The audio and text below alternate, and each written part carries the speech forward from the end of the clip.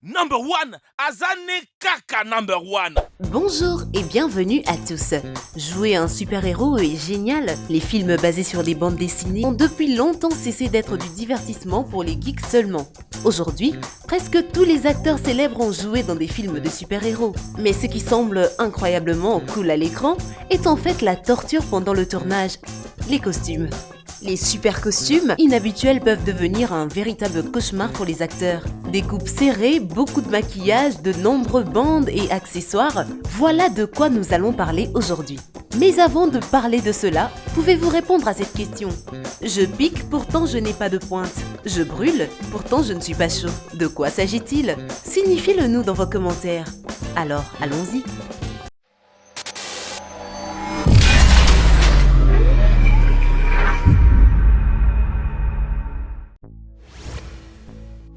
Et surtout, n'oubliez pas d'aimer et de vous abonner pour ne rater aucune de nos vidéos. Numéro 1. Spider-Man. Tous les acteurs qui ont joué ce super-héros pourraient parler pendant des heures de l'horreur de ce costume.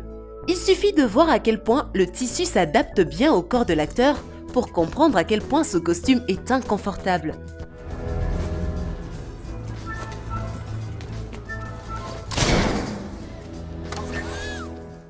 Tom Holland et son prédécesseur, Andrew Garfield, en ont parlé. Le costume est trop serré, il fait très chaud à l'intérieur et pour utiliser la salle de bain, l'acteur doit l'enlever presque complètement, ce qui est assez compliqué. Surtout parce que l'ensemble est plein de paparazzi à la recherche de quelque chose de juteux. Dans l'ensemble, c'est un cauchemar, le plaidoyer de Garfield ont été entendus et la version suivante de son costume a été équipée d'un zip. Numéro 2. Black Panther. Les fans de bande dessinée attendent depuis toujours l'apparition de Black Panther sur des écrans géants. Et quand c'est finalement arrivé, la plupart d'entre eux étaient ravis. Les gens ont été particulièrement impressionnés par les costumes qui cachaient complètement Chadwick Boseman sous le tissu noir, faisant ressembler l'acteur au personnage de la bande dessinée. Mais Chadwick lui-même n'était pas si heureux.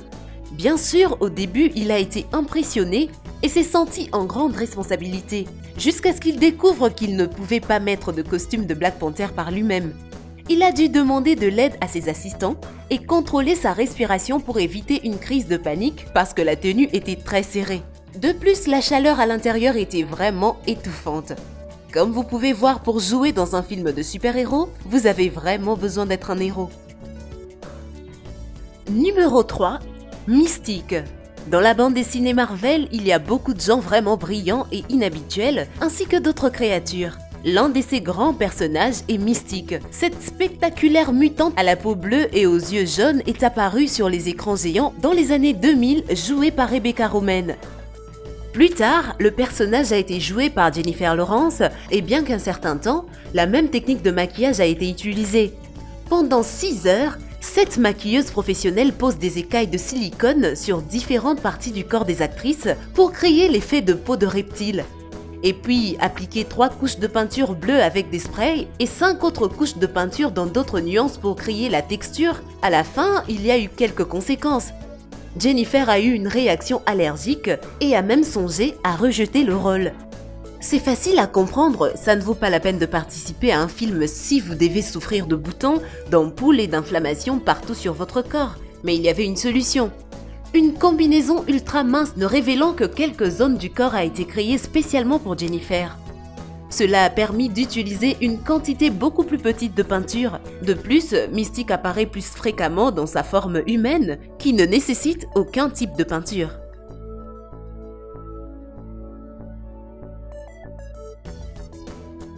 L'acteur britannique Anthony Daniels est surtout connu pour son rôle de C-3PO dans la saga Star Wars, et ce n'est pas étonnant, parce que Daniels a joué dans tous les films de la franchise, bien qu'il n'ait jamais montré son visage.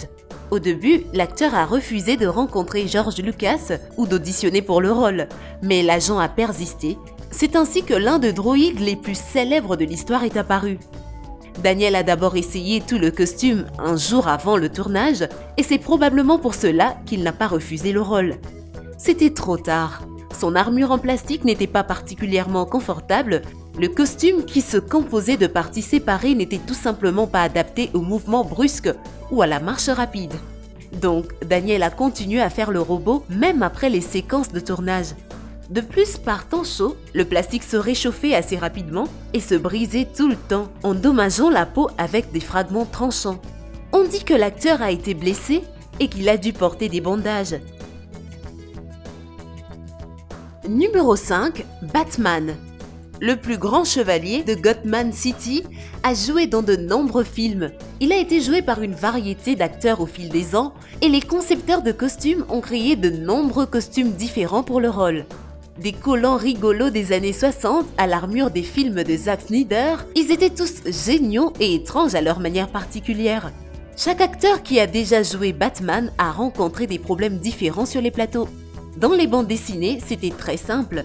Le chevalier noir porte un costume assez fort pour bloquer les balles et les couteaux, mais assez souple pour que Batman puisse sauter par-dessus les toits, combattre et conduire la Batmobile.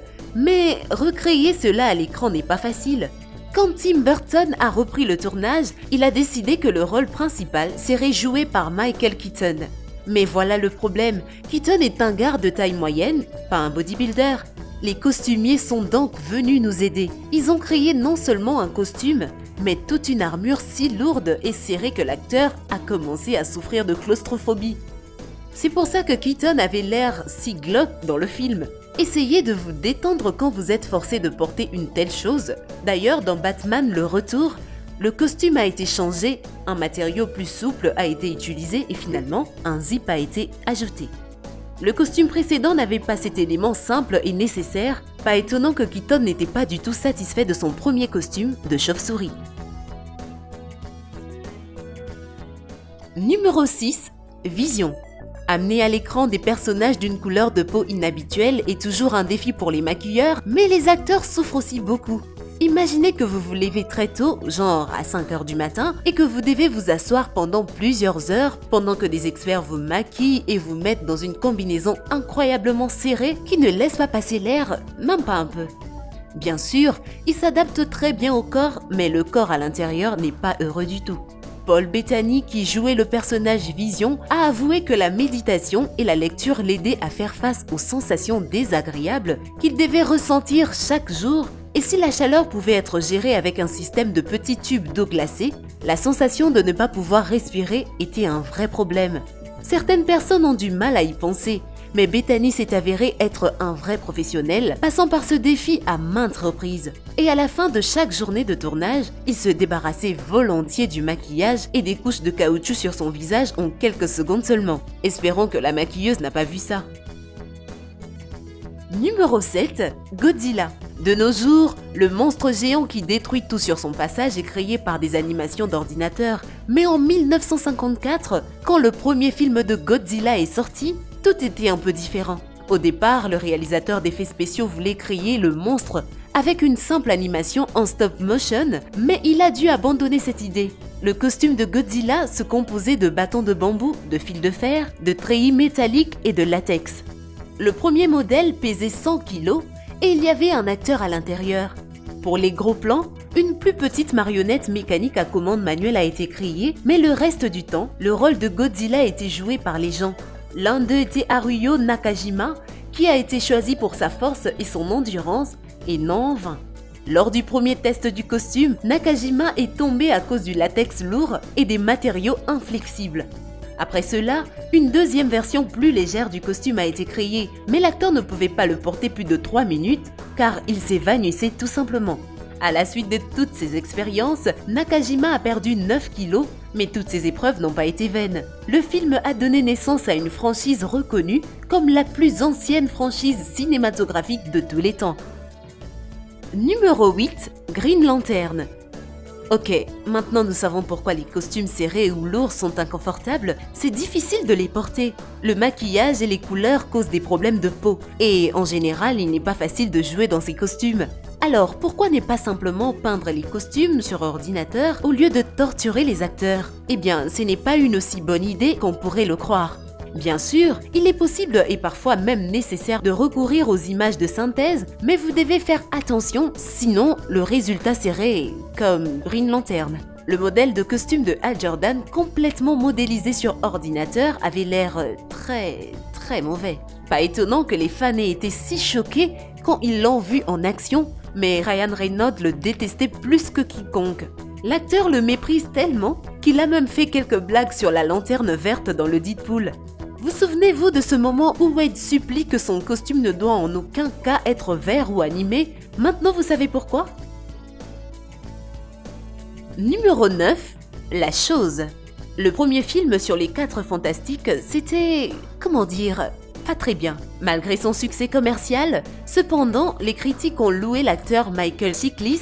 C'est un vrai fan de Marvel qui avait toujours rêvé de jouer la chose dans un film sur les 4 fantastiques et le rêve de Michael s'est réalisé. Cependant, il ne pouvait probablement pas imaginer les difficultés qu'il aurait à affronter sur le plateau. L'acteur devait souffrir constamment.